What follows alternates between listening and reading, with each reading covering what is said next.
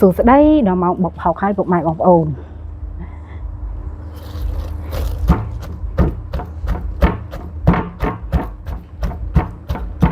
ប្រហុកថ្ងៃនេះហាលរៀងស្ងួតបន្តិចហើយចំពោះការបុកប្រហុកនេះគឺបុកមិនឲ្យម៉ត់ពេកទេឲ្យល្មមប៉ុណ្្នឹងហើយយើងក៏ចាប់ដើមញាត់កន្លទៅ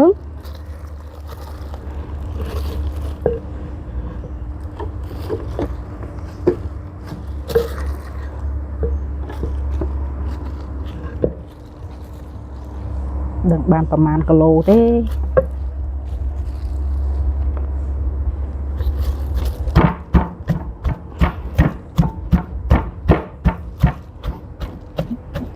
ប្រហុកវាមិនឆ្ងាញ់ទេភាគច្រើនវាស្អុយតែមនុស្សយើងម្នាក់ឲ្យតែជាជនជាតិខ្មែរគឺថាចូលចិត្តញ៉ាំប្រហុក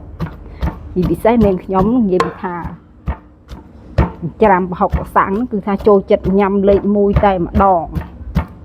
ឥឡូវប្រហុកខ្លួនយើងធ្វើដោយកោះដៃទៀតហើយកសាំងក៏បានកោះទុកក្នុងទូជាស្រេចនៅពេលដែលយើងចង់ញ៉ាំគឺថាមានស្រេចតែម្ដង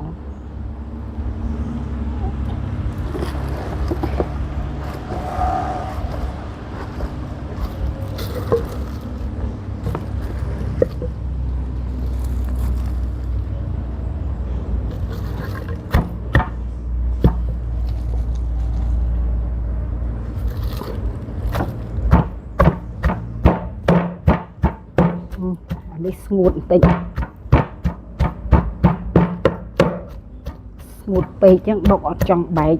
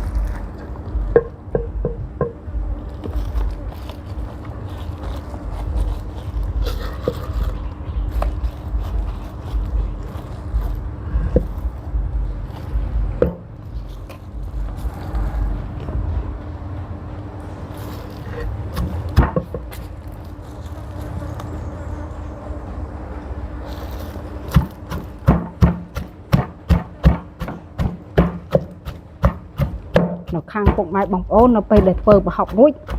បុកច្រកកន្លដែរឬក៏ហាលហើយគឺយកទៅដាក់ទុកក្នុងកន្លតែម្ដងខាងនាងខ្ញុំនៅពេលដែលគេហាលស្ងួតហើយគឺយកមកបុកហើយញាត់ទុកក្នុងកន្លគឺជាការស្រេចហើយយើងបុករួចហើយយើងអាចដាក់អំបិលពីលើបន្តិចក៏បានបើមានអីខ្ទាស់ស្លឹកត្នោតឬក៏ឈើអីយើងខ្ទាស់ទៅដើម្បីឲ្យទឹកហ្នឹងវាមកខាងលើធ្វើឲ្យប្រហុកយើងហ្នឹងវាមិនប្រំដល់ខាងក្រោមអញ្ចឹងណាហើយចំពោះវីដេអូហ្នឹងគឺមានតែប៉ុណ្្នឹងទេពុកម៉ែបងប្អូនចាំជួបនឹងខ្ញុំនៅវីដេអូក្រោយៗទៀតអរគុណសូមជម្រាបលា